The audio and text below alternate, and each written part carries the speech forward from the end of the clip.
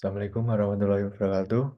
Perkenalkan, saya Ilyas Fadli, mahasiswa Ilmu Komunikasi Universitas Muhammadiyah Yogyakarta, peserta mata kuliah Metode Penelitian Kualitatif tahun 2024. Jadi pada kesempatan kali ini saya akan menerangkan tentang apa itu analisis semiotika. Jadi yang pertama ini adalah pengertian tentang semiotika. Jadi semiotika ini tuh kalau bahasa Inggrisnya itu semiotik. Nah, berasal dari bahasa Yunani, yaitu semion, yang berarti tanda. So, semiotika ini tuh diperkenalkan oleh Ferdinand de Saussure. Nah, untuk memahami gagasan Saussure, perlu dipahami konsep penanda, signifier atau petanda, signified, serta language dan parol. Oke, jadi selanjutnya ini konsep tanda Saussure. Jadi tandanya itu pertama tanda sing terdiri dari dua aspek, yaitu penanda signifier dan petanda, yaitu signified.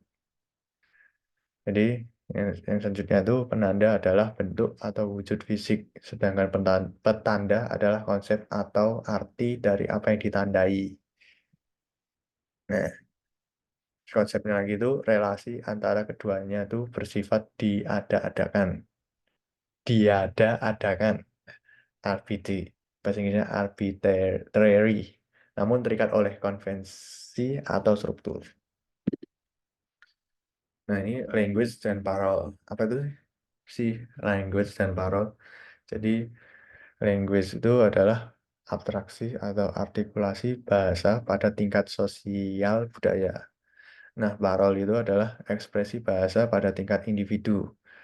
Nah, language dapat diibaratkan sebagai sistem bahasa yang berlaku, sedangkan parol adalah bagaimana individu berbahasa dalam sistem tersebut. Nah, untuk parol ini tuh terikat dengan language-nya. Nah, ini contoh language dan parol. Jadi, contoh pertama pada permainan catur. Arah gerak bidak kuda terikat dengan pola L sebagai language-nya. Sementara pilihan-pilihan gerakan individu dalam permainan adalah parol. Nah, untuk dalam kehidupan sehari-hari juga ada penanda duka dengan bendera putih. Itu language-nya. Nah, dapat diwujudkan dalam berbagai ukuran dan bahan. Jadi, ya, dalam berbagai ukuran dan bahan itu pewujudan dari parol. Nah, selanjutnya itu semiotika dan strukturalisme.